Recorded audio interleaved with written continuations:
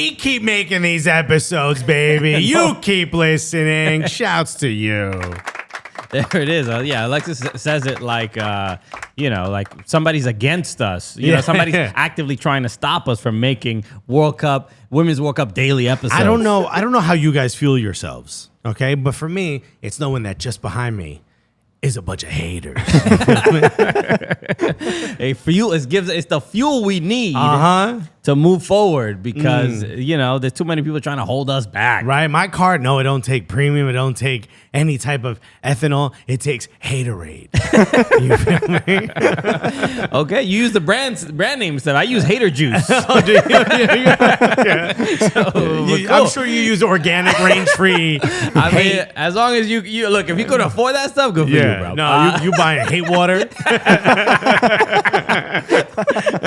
What's good, everybody? Welcome to the Cooligans. It's the Cooligans, buddy. My name is Christian Polanco. I'm Alexis Guerreros. Bro, I don't have my own soundboard anymore. Oh, that's right. We need to have two separate soundboards that are. I wish I did have my own soundboard. Actively, fighting against each other. I might buy one and just bring it in and plug it in one day, and you're gonna be like, "Where did you get that?" A little soundboard battle. Yeah. What's good, everybody? You hear cool sounds like, "Oh no, Christian's gone crazy." I gotta put my own drops in there. What's good, everybody? Welcome to another Women's World Cup Daily. We are the Cooligans. Up early every day watching these games. I don't know how you're doing it because I am fully exhausted. I am also fully exhausted. I'm excited. We're going to have a break this week because there's one match day. There's no match day on Friday, so that's going to be lovely. We can't wait. Thank you. I do want to have. Can I just get the folks who scheduled this World Cup? Just leave them in a room alone with me for 10 minutes. The hell is wrong with y'all, bro? Just you and Infantino and Sunil Gulati, right? What are you gonna? We walk out holding hands, smoking cigars. It's not exactly how I thought it went. I'm like, guess what? We're sponsoring the next She Believes Cup. We've got some offshore accounts now. We've struck a deal. Yeah, Panama Papers too. We gonna be in it. We gonna be in the film. We're gonna do everything we can to get our names redacted. 100%, bro. Everything but our names redacted. Another exciting match day that we have to go over because some upsets, some shock, just some crazy results. But Group B and Group C, entertained us for sure this morning. It was pretty wild. Look, we thought, maybe the New Zealand will be the shock of it. We talked about I was up on the Philippines. Right, we all were. Man. Some of these, Nigeria, I didn't expect to see coming. No, this was we were talking about it before, and I usually try to root for the African nations because they usually have a tougher time. Usually they haven't maybe federations aren't as supportive. Yeah. So that's part of the storyline and a big part of the fandom and support. Right, you want to support these women. Also, don't you feel because we're of Caribbean islands that don't really play this sport, I feel some kinship without a doubt with some of these African nations. You know what I mean? Yeah. Because when is Cuba gonna get into the World Cup, bro? When is Dominican Republic gonna get in the World Cup? Look, we can have a gigantic geopolitical conversation, and that's what we will do today. Right. I'm glad you're here. Welcome. Okay, so everybody who press play on this podcast, y'all been trapped, right? Okay? And we're gonna start with countries that have oil reserves. Okay, we're gonna make you feel bad about being American. 100%. Okay. All right, colonizers. I think that's how we're gonna start every episode now. What up, colonizers? It's the Cooligans. Okay. What's up, colonizers? As if we host a radio show for American soldiers in the Caribbean. Anyway, no. So let's start with Group B. Let's start with the way the games were played because we want to get to. I want to. Let's do the most recent ones first, so people don't fast forward. Okay, so then Australia and Canada, and then Ireland, Nigeria. So both of those games happened at the same time. It's always as soon as it starts when the games are played concurrently. I'm like, oh, is the World Cup already over? Like it's already starting to feel like it's slipping from my hands. Yeah. So, it does feel behind you. Like when's the second match? round of 16? Okay. We're All here. right. Oh, Yeah. we're here already. Oh, Yeah. okay. Meanwhile, 2 days ago, I was like, group stage is over, right? I don't know. How did I go backwards? All right. Canada, Australia, what a game! We'll start there. Obviously, Ireland, Nigeria. It was a dull sort of result, but it led to Nigeria. Well, it led to Ireland getting their first ever point at a World Cup, and Nigeria advancing for the first time. Yes. in the Shouts to World Cup. Nigeria. This is huge. I do want to Tremendous. talk about Canada versus We Australia. gotta. This is because, crazy. Can I tell you who my player of the match was? Who is it? You want to guess? Player. I mean, I'm assuming it's an Australian player. Okay. What? Sam Kerr cheering everybody on the bench. That's who it is. It's Sam Kerr. Because no one was used more intelligently in this group stage than Sam Kerr. Bro, this coach, what's his name? I didn't Gustafsson? even. I just want to let everybody know. I completely I had no idea. Alexis did not tell me. No. What name he was going to say. First of all, you think even I know what name I was going to say? Just a second ago. Yo, Tony Gustafsson, right? Okay. This man is a genius. He's using Sam Kerr as a tool of fear. All right. The same way. A decoy. Yes, I don't know if this happened to you. Latin parents would do this, that if you didn't go to sleep at night, they would like grab your feet and say there was a ghost in the room. Wow. No, Did your parents do this? I was not terrorized by my parents Oh like my this. God. I honestly don't think you're Latino. If you're not terrorized, Mike, Miguelito, what was your experience like growing up? I mean, I'm not even Latino. Bro. I know, that's why I'm asking what was your experience happened, like? That never happened to me. What either. trauma did your parents cause you? Yeah. Why'd you say it like you're French? What trauma? Whatever. Go. Some white people trauma. No, Yeah. I don't know. No, my parents never grabbed my feet. My while I was mother sleeping, no. they would pretend they were ghosts in the room so that we would Yeah. either go to sleep, which I don't know how you sleep as a fear child, as a child in fear, or you'd sleep under the covers so you wouldn't get sick. I don't know what they try to use ghosts as a fear, but not me. I'm like, let's hang out with the ghosts. All right, so now is it the ghost of my dad? Man, it's alive and well. Yeah, you think? But this is how they used Sam Kerr. Oh, she's on a bench. So now you got to sit here and like worry about her and plan. She's not even playing, dog. Right, but she had the boots, she had the socks pulled up. She was Oh ready my to go. God. Yeah, that's what they want you to think, dude. This is what I'm All saying. part of the game. Right? This dude's playing chess. We out here playing backgammon, bro. This is genius level sort of maneuvering from Tony Gustafsson. I mean, it was at when you look at the result, a 4-0 drubbing. What was that even necessary for? Yes, you got to get in their heads, bro. You're not thinking the game starts before the whistle. Okay. Well, Canada looked like they, Didn't hear the whistle. they were awful. I mean, it's a real shame. I don't know why they were like specifically this bad, because Australia, they haven't been completely just impressive and just blowing people's minds. No, but they did seem to put it all together for this match without even having Sam Kerr. But we talked a little bit. Kaylin Sheridan, obviously friend of the show. Yeah. The goalkeeper for Canada didn't have the greatest game, but I honestly think her backline completely let her down. I mean, this is not how Sinclair should go out. You know what I mean? Not at all. This is a legend. Should have scored in her 6th straight World Cup. Did not, unfortunately. Had chances. Had chances. I don't know if you saw. She grabbed a patch of grass on the way out. Okay. And they asked her why, and she said because it's probably going to be her last World Cup. Yeah. Which is gut wrenching. You know. Sure. I mean, gut wrenching is not the word I would use. It's like, everybody who makes it to Was this a happy moment for you? You're happy to see her. Happy to see her suffer. Well, no, it wasn't the. It was she did a post game interview that was very emotional. I can play that real quick. We don't have to play the whole thing. We don't have to play. Alexis, what? I thought you wanted it to show how gut wrenching. we could just this talk is an about example of it being gut wrenching. He's like, no, we don't need to see all this. Why show Exhibit A?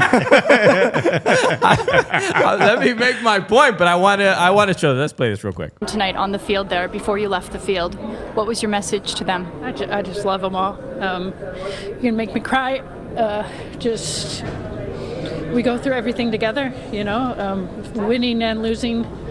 It's all part of the game. It's why we love this sport. And yeah, we've always said we're a family and we do it together. Whether we win an Olympic gold medal or lose in the group stage of a World Cup, we do it together. Okay, that's gut wrenching. That is. Well, I mean, I think this just goes to for the show that I'm right. What we should have played was that sketch of the LeBron being like, "I'm 36." You know what I'm talking about? never That seen sketch that where the guy's like, "Why are these players moving around? I'm 36." Actually, you know what? One more. Christine Sinclair is actually 40 years old. Yeah. I mean, this is a soldier. This is someone who's been playing since we showed these games in black and white. You know what I mean? This is someone who's been a part of 6 straight World Cups, didn't get a chance to score in her 6th. This is absolutely incredible. Massive for the sport, massive for the women's game in Canada, massive for the women's game in general.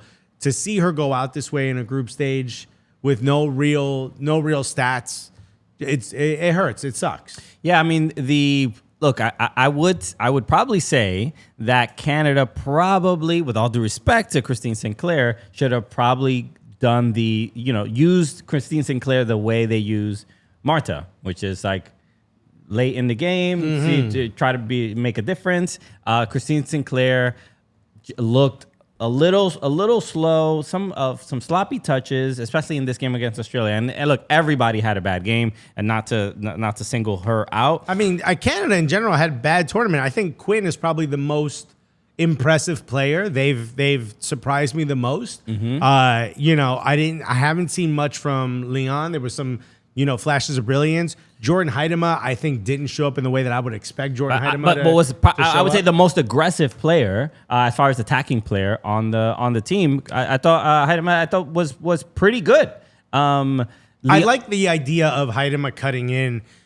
Ashley Lawrence, I believe her name is, the fullback with a number 10, which is weird. Yeah, that was It's so surprising. A lot of the teams have been doing that. The uniform numbers don't correspond to the positions. It's like, what is it, alphabetical order? What are we doing here? Y'all need to be fighting for these numbers, Yeah, right? Like yeah. if you are an attacker, you're fighting for the 9. If the goalie has 9, we have a problem. That would be wild. I didn't see the goalie. If you're with the the striker and you're number 64, I'm not that scared of you, dog. You know what I mean?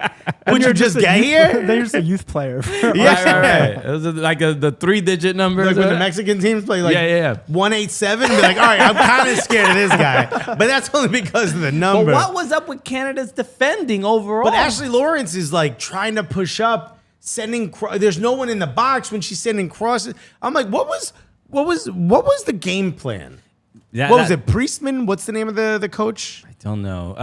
Priestman. Beverly Priestman. Beverly Priestman, yeah. Bro, you got some questions you got to answer, Beverly Priestman, bro. This was, as far as just defending, even they had a second chance at life by when VAR got involved, when that seemed like a harsh overturning of a goal. But by the letter of the law, it is correct. But that goal, that was going to go in anyway, regardless if the defender was there or not. But it is what it is. But even after having that opportunity, we're like, oh, okay, look, we gave up 1. It could have been 2, but it's still 1-0. Right.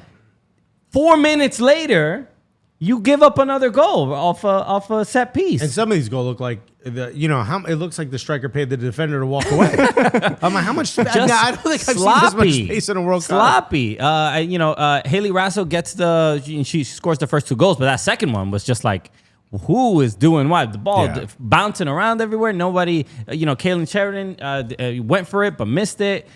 No real communication, it seems like, from the back line and goalkeeper for Canada. And they had the worst game at the worst time.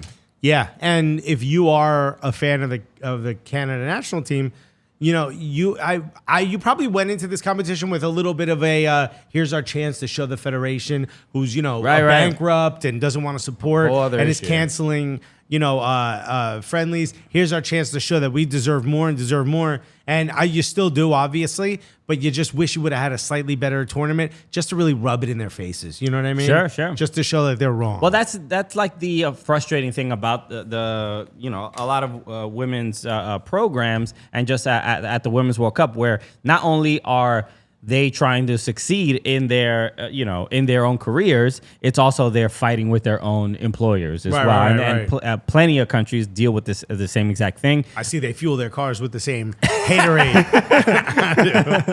Okay. Hater juice brought to you by Christian juice and powdered haterade. You get your own water. Not with oat milk. Okay, so It doesn't taste that bad, says 9 out of 10 users. So it's a frustrating thing because as you're watching, you're like also kind of feeling bad because you know that this is a factor in playing the game. It's hard to completely shut it out of your mind when the Canadian Federation can't even pay you or doesn't provide proper resources and doesn't help the team prepare for the Women's World Cup. It's absurd. Here's the flip of it, though. Canada been yipping a little bit. Have they? They've been talking some mad, about their stance in CONCACAF, both the men and the women. Oh, sure. Yeah. I remember Jonathan Herdman Oh, right. said they literally said, we're going to fuck Serbia. Right. Like, you need to chill. Those aren't even typical fighting words, And the Canadian national team on the women's side, a lot of people were considering them, maybe possibly next up in CONCACAF, a team to be reckoned with. After winning the Olympics. Yeah. I mean, so there was a lot of talk, there was a lot of chatter out there. You know what I mean? You know what I mean? Okay. Is that a turkey chat? Yeah, 100%. There's a couple chatters, a couple gobbles. Is Thanksgiving already? There was a little bit of chatter about their stance in CONCACAF, and now both the men's and women's, I think, have had a rough tournament.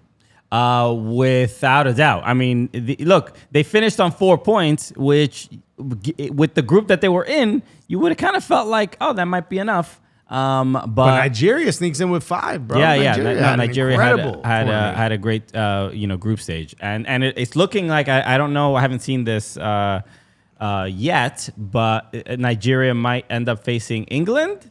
That's a real possibility. I think they have to wait for the English. They have to wait for if they finish at the top of the group, that'll be a nice matchup. That would be huge. Okay, there's obviously shouts to the Super Falcons, bro. We're pulling for you. So so I mean, as far as Canada needing to chill, they do need to chill. It's a chilly country, but it could. That wouldn't need to come quick because they need to chill. There's a lot of gobbling going on.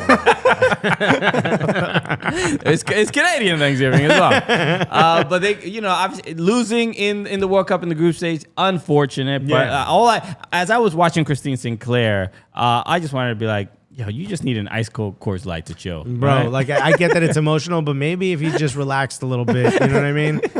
You would see that it's a moment to be proud for everything you've done for the sport, not a moment to be sad. Exactly. And if you are going to grab a beer, might I suggest an ice cold Coors Light, crisp, refreshing. And now that she doesn't have to play in any more World Cup matches, you can come back home and watch Leagues Cup. Buddy, let loose, Come watch Leagues Cup. NYCFC will be taking on Red Bull, right? A little Hudson River derby as part of Leagues Cup. It's going to be exciting. The excitement. Some of these Mexican teams are playing incredibly well. There's a gentleman named Lionel Messi. You might have heard of him. He's playing tonight. Yeah. Okay. So if you're gonna relax and tomorrow. chill, it's tomorrow. Tomorrow. It's within 24 hours of you listening to this. If you want to chill watching it, I suggest you pick up a cold, crisp Coors Light. It is super refreshing. Plus, the can itself says, "Hey, yo, I'm cold." Okay. Drink me, bruh. This Coors Light bottle's from the Bronx. What you doing? Stop going dummy and get over here and drink me, dog. So this summer, stay passionate and stay refreshed with an ice cold Coors Light, official beer of Leagues Cup 2023. Get Coors Light delivered straight to your door with Drizzly or Instacart by going to CoorsLight.com/Cooligans. That's CoorsLight.com/Cooligans. Celebrate responsibly. Coors Brewing Company, Golden, Colorado. Boom. Okay. Let's move on to Japan and Spain. Wow. Might as well take the S out of the word Spain. There it is. Real, bro. Japan. We both walk away. The end of the episode. Goodbye, everybody. It's the Cooligans, buddy. Love you guys.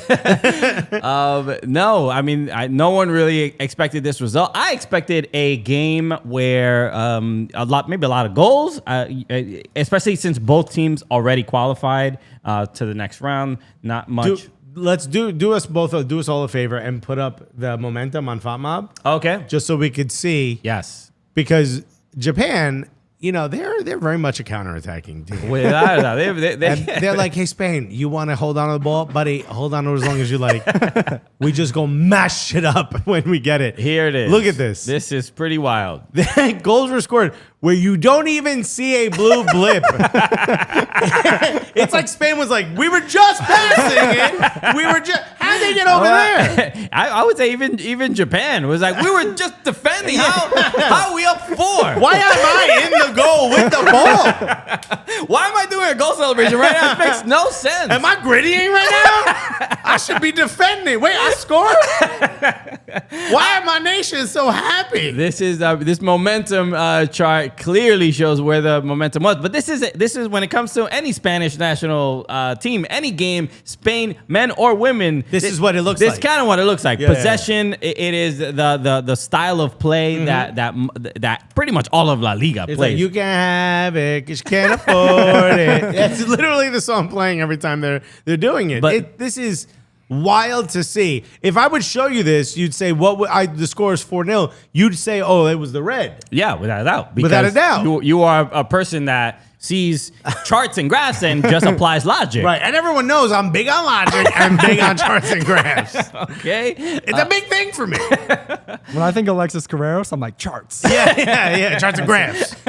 Common sense. Data. Yeah. Big data guy. But this is a Japanese masterclass. This was a drubbing. I'm going to show you. So we had this conversation. Charlie seems to think he'd rather play Japan because they want us to have possession. And as long as we can stop their counter, we're good. Where me and Mike Grella this morning were saying, no. I'd rather play Spain. Because if we're going to get beat on a counter and we're a possession team that likes to play high up and our fullbacks are bombing forward, we don't want to get beat on a counter by people who have just beaten one of the supposed best teams in this competition 4-0 simply on a counter attack. I mean, these are masterminds at the counter. Just the other day, I was like, Japan and Spain are the best teams so far in this Women's World Cup. And now I'm like, I don't know about Spain anymore. I mean, they're still good. It's just No. I will say this. I think the U.S. has lost to Japan in a World Cup final before. Yeah. Japan is a very good team. Every World Cup. And you know who they are. You know what they're going to do. Okay. And they're really good at doing You it. saw who was it? The coach. They are who we thought they were. Yeah. It was Arizona Cardinals guy. I think he passed away. No, Maybe. I don't remember I who it forgot was. his name. But anyway, Mike Ditka or something like that. completely not my thing. But yeah, Bro, it was Bobby Ditka. Yeah, I don't know about him. So this look. If I had to pick, if I have to answer that question, I would say definitely Spain. Give me Spain, bro. Japan, especially the third goal, the Tanaka, the pad, curler? the curling pass. Oh my God. I just What a saw that. finish, I'm bro. like, yo, we play really high up. She might be able to make that exact same Bro, pass. that kind of the blueprint on how to beat us, to be honest with you. So, I don't know about that. So look, as far as that's the thing is that, but we've lost to Spain. We just lost to Spain a couple months ago. So that's my reservation there, my concern. How about this? Let's not play either of them. Can we work that out, Infantino? Yeah, it was just so I was just kind of just blown away by Japan here. Just to not, I mean, what was even the possession stat? The possession stat. Oh no, it was 77 to 23. That's what were like the shots?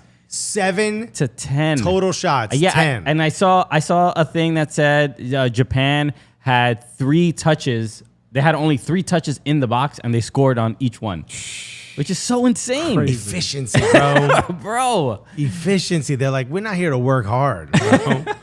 We're just here to do exactly the job we were asked to do. Yeah. But part of me thinks, I mean, I know Spain would have preferred to win this game. I know that. Oh my God. What are you about to say? It feels a little bit like they both qualified. I think Spain maybe took the foot off the gas and be like, we don't really need to. I mean, you want to win, you get finished in first in the group. I understand, but that's could this have been a fluke by Spain? A little bit. Alexia Putellas started. Parayuelo was there. Yeah. Hermosa was there. These aren't players that take their foot off the gas. Hermoso. Who did I say? Hermosa. Hermosa. My bad. Hermoso. You did.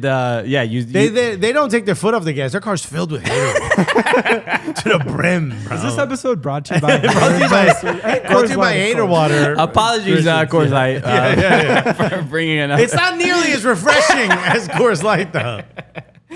So it did. No, this was cross. stars. It did cross my mind. I mean, maybe just a mindset and mentality, just like not expecting Japan to do this or even be able to do this against Spain. Look, after the second goal, maybe there's a little bit of like, we don't even need this. Right? Maybe, but not going into the match like, hey, it is what it is, bro. Even if we lose, we good. I don't think so. No. Okay. Well, I mean, it's Japan easily has looked the best throughout these group stages. They won every game and they conceded no goals. I was going to say, are they the new favorites? You guys have them as the favorites to win it all now?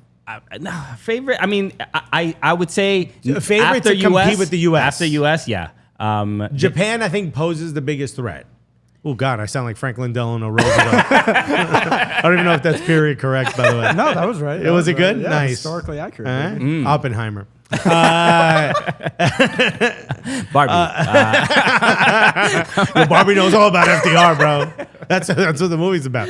I don't think that I would say Japan is at the level the U.S. are, but they do that one thing that seems to foul us up pretty well in the counterattack.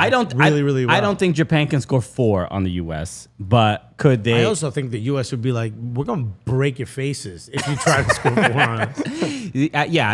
Just the quality of I would say just simply the defending. I mean, the U.S. doesn't really make that many mistakes, and getting caught out like this, like, Spain. Hold on, you got. Whoa, slow down. Crystal Dunn bombing up. Hold on, Emily Fox bombing up, and you've got one real center back and Julie Ertz. Not that I'm saying Julie Ertz is a joke, but come on, she hasn't played center back in a long time, and now she's being asked to do it in the World Cup. But these are like some of the best center backs in the world. I'm saying, it's not going to happen. They're going to get space with Crystal. Crystal got to be in the midfield, even if she's starting as a left back. Emily Fox got to bomb up, even though she's starting as a right back. Well, Crystal Dunn goes up. Emily Fox is not as attacking as Crystal Dunn is, or as not nearly as attacking. But come on, she gets up into that midfield space. Okay, what I'm saying is these Japanese attackers are going to have space. I'm just saying it's not going to happen 4 times. That's what I'm saying. It's not going to.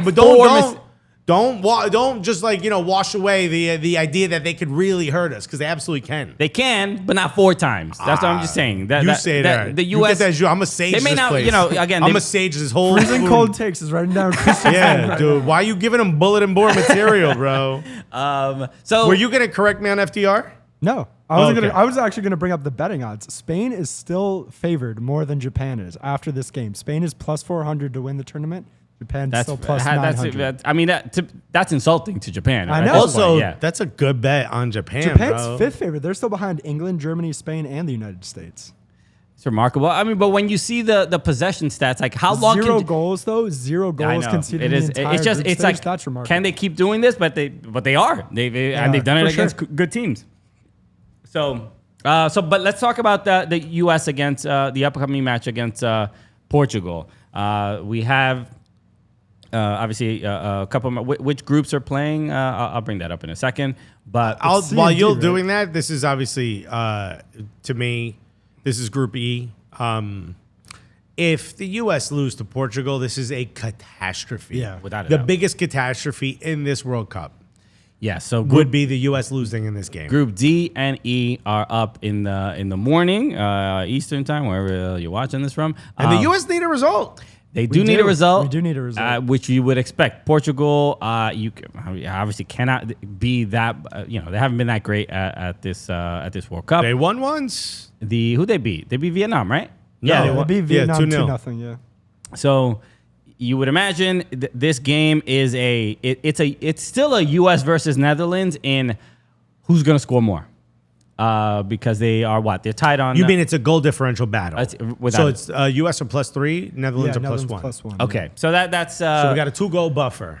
Yeah, and you would imagine Netherlands is really going to go for it against Vietnam, even though Vietnam didn't make it that easy against the U.S. You have to think Portugal. Yeah, right. But they've sort of defended well, but Vietnam have not scored a goal yet, and I can't imagine they'll score one against Netherlands. But US-Portugal. I mean, let's really just focus on this game because I think that's what is important. I think a lot of people who listen to our show. But this is someone in Lisbon just threw their iPhone. Vlaco, if you've seen, if you listen to our previous episodes after, especially reacting to the Netherlands match, it is we were going after Vlaco. We didn't hide it. A lot of people have, and it's an interesting thing. We were talking about this on our Patreon, the Gully Squad Slack, about how a lot of people are critical of Vlaco, but it's not just like comedians with podcasts. It's also it's also a lot of journalists, but it's also a lot of players. A lot of people who played. A lot of people play. And there's an interesting thing. There's a lot. This is an interesting World Cup because there are several players, active players that play on the U.S. Women's National Team that have podcasts and have shows throughout this World Cup that are also opining on the fact that Vlaco made no subs. And there's an interesting balance of like, I want to be critical of and share my opinion of the coach and his decisions.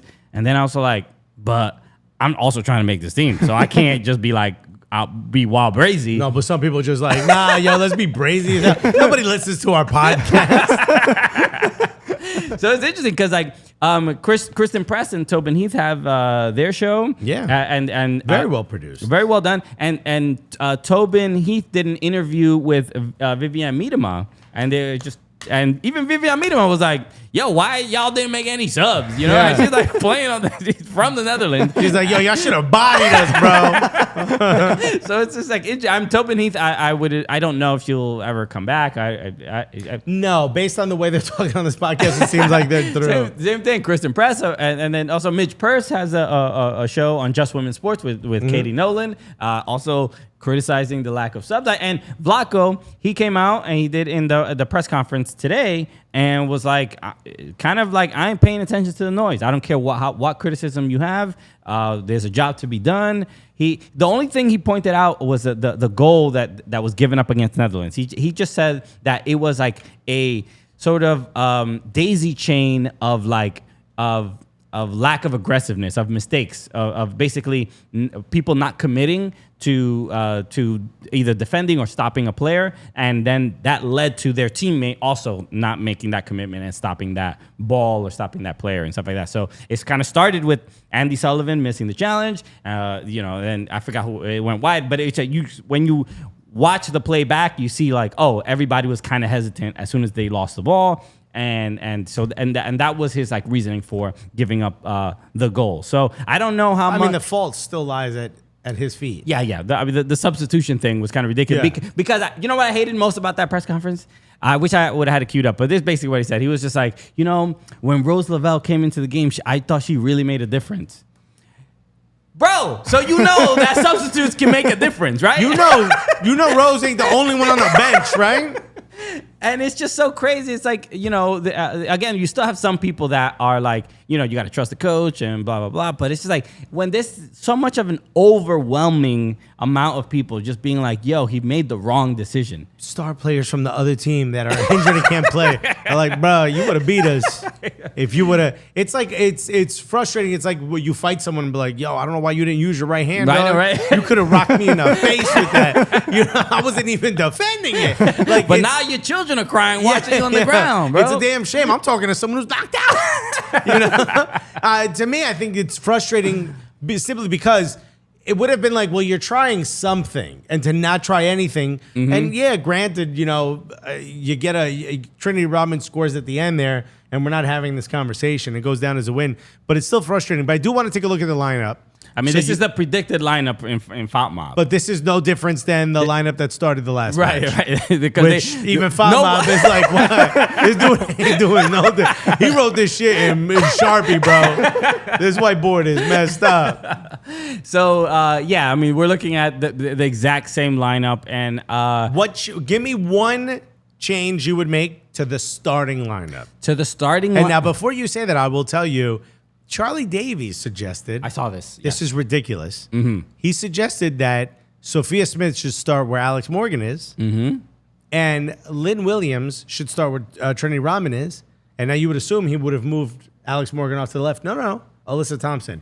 So his idea is to bench Alex Morgan in a must-win World Cup group stage game. Yes, that is his idea. I was watching it, and I'm like, and I saw the reaction you and Grella gave him. I didn't think he was crazy. You think Alex Morgan? Look, would I make the Would you tell her she's not playing in this game?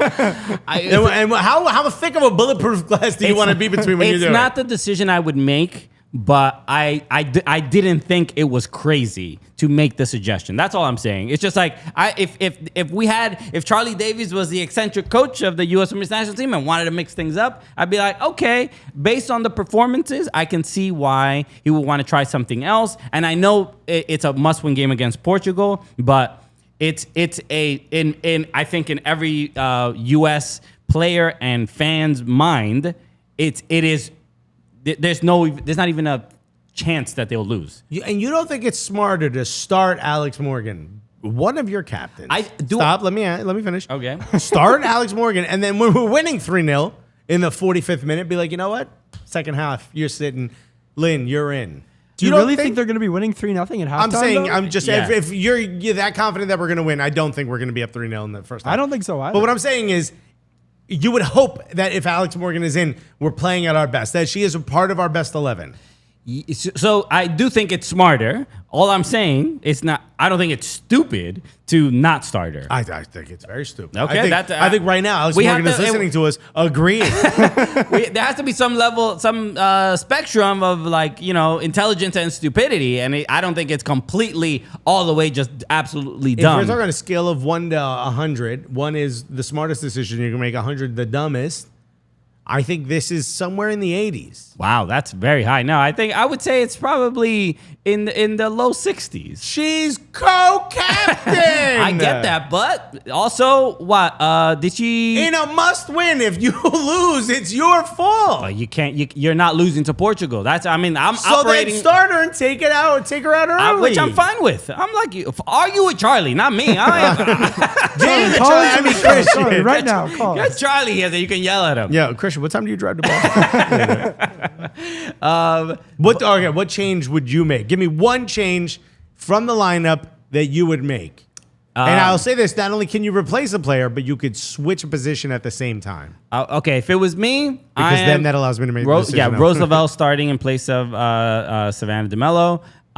And I would even, I don't know, I feel like even the formation, like maybe sit Andy Sullivan, but for who exactly? I mean, I got to look at the rest of the roster and just to me, it's very simple. I think I trust Julie Ertz as a defensive midfielder. Yeah. More than I'm currently trusting Andy Sullivan, who I think is an incredible defensive midfielder. But I think what she gives you is what you've seen so far, which is she does one thing, she does it very well. But right now, I think Julie Ertz, move her up, bring in an actual center back, and I know Alana Cook. Get Alana Cook in there. I know she hasn't looked incredible in the opportunity she's been given, but we shouldn't have left it this late to develop a partnership with Naomi Girma. But get her in there, get her Naomi Girma and Julie Ertz, and let Julie Ertz slide back a little bit and really protect that back line. Almost be a three person back line, while Emily Fox is not too far up, but definitely further up. And Crystal Dunn is further up, so that Sophia Smith can tuck in, Lindsay Horan can kind of swap spots and be a bit more central. If I could make one more change, I would also get Roosevelt in there for Savannah DeMello. But to me, that is second to getting that back line a bit more reassured. Where Julius can still potentially stay there, but it's with 3 people as opposed to just 2 with Andy Sullivan in front of him. Right. I would even, I would love to see Sofia Huerta in place of Emily Fox. I wouldn't hate that either. I think because in the 2 games, I think Emily's a better defender, but Sofia Huerta offers just unbelievable passes, great crosses, and we've seen that often when she plays for the Reign. And that was my frustration with Netherlands. I thought I thought Emily Fox did a great job defensively, but then just moving the ball forward, you saw hesitations. There is no bridge until Rose Lavelle comes in. There's no bridge to tie to spring the attack. Yeah. There's no one to get it forward in a creative or dynamic fashion. There just isn't, I think Lindsey Horan is really good at some of those long balls. She's really good at sort of putting balls into space. I don't know if it doesn't offer the same thing like a Rose Lavelle does, right, which is can take on a defender, can take on a midfield, can break lines. I mean, that to me is such a dynamic piece. I think you have to start Rose Lavelle and hope she can give you 60 minutes. And then take her out and bring someone in like an Ashley Sanchez or even Sav DeMello if you want. Yeah, when you have the game kind of more in control and maybe you have a couple goals. Charlie. You would hope with her and Alex Morgan in. Yeah. You would hope that there's a chance that they're up by 3 or 4. I did think Charlie's suggestion about Alyssa Thompson was absurd. I thought that was I think she's very young and doesn't have the experience to be in these big games just yet. I think if she starts in a game this important of someone so young, there's a huge risk. Obviously, she's a quality player, but this is where in my mind, Lynn Williams. I would also maybe instead of Trinity Rodman, maybe Lynn Williams. I did like Charlie's response about or thoughts about just having fresh legs. This tournament is longer. There's a lot more games. This is the third match. It feels like a weird time to do fresh legs. I disagree. Yeah, to me, it's like, come on, dog.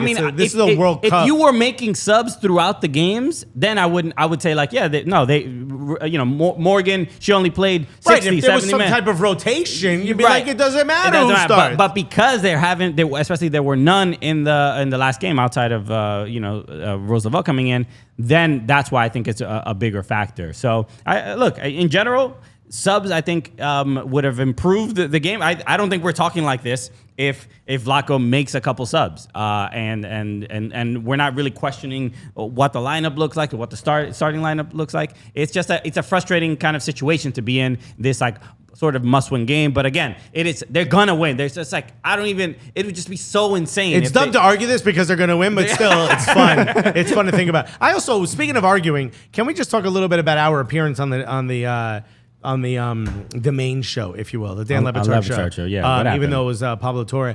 I made the joke, if you only make one sub in 90 minutes, you get fired from Jersey Mike's. It's a good bit. It's a lovely bit. Great bit. Mm-hmm. Can I just say, bro. I get that the fans don't always know we're going for the joke, right? I get that a lot of the people that are now getting a chance to listen or watch or even see our clips are very confused by the fact that we're using sarcasm because they live a happy-less life, okay? But how do you not realize that's a joke? The amount of comments are like, if you even made 5 subs in 90 minutes, you'd also be fired. Yeah, thank you, manager of a Jersey Mike's. We got the Jersey Mike's crew chiming in. Dude, what page was that in the training manual? Dude, relax. It's a bit, bro. Yeah, I don't know how much. Don't you hear me and other people laughing after I say it? I don't know how much energy to put into kind of explaining to people. No, but even to me, it's just like, look, I get that sometimes the context of our sarcasm doesn't always make the clip. Because then it would be too long. But when it's obviously a joke. Right. And there's so many serious options for soccer shows. And why do we make you so angry? I don't understand why people get so mad at our stupidity. We're not pretending to be smart. Right. We did not take over the Men in Blazers podcast. You found us. Why? We didn't lie on the feed and say we were ESPN FC. Okay, so all right, I don't know what to tell you. Just take it easy, man. Just relax, man. Yeah. Take a Coors Light, chill out. Yeah. All of y'all need some Coors damn light. People, they don't understand. They're like, how do you guys even, you quit your day jobs, and it's like, how do you guys make them? I don't know. Coors Light thinks we're pretty cool. Yeah. They think we're also crisp and refreshing. All right, something unique, a unique, product to offer to the market. Someone was like, you guys aren't even fun. And what do you do with your 5 followers? Give me a bit. You post about wrestling cards, dog. There's someone very specific. Alexis yeah, is we're talking about that. Yeah. He Yeah. was like, "This is the dumbest thing I heard." Really? Not when someone goes, "You should start an account about wrestling cards." That wasn't the dumbest thing you've ever heard. Okay, look, he might have got an autographed Undertaker card. Oh my God! Anyway, enjoy. I hope you enjoy what you do. I'm not posting on your shit saying, "Yo, this is Yo, corny." we're not commenting anything. Just live your life. I hope you enjoy. Right? I'm not watching the reels of you redecorating your mother's basement. I'm not doing any of that. So have fun. Enjoy. Hopefully you get a Shawn Michaels card. Or what's the one guy I know? Razor Ramon. Razor That's the one Ramon, guy. okay. Or The Rock. I hope you meet The Rock. We wish you the best. All right, And I everybody. hope he maces you. Thank Says, you. Get away from me, you weirdo. Thank you again for joining us. Another episode of the Cooligans Women's World Cup Daily. We're here every day. Make sure, again, a lot of new people who are wrestling card collectors have been tuning in. We got a lot of fans and ops showing up in our comments. But we appreciate, we love you all. Okay, Yeah. thank you for tuning in and commenting stupid things on our clips.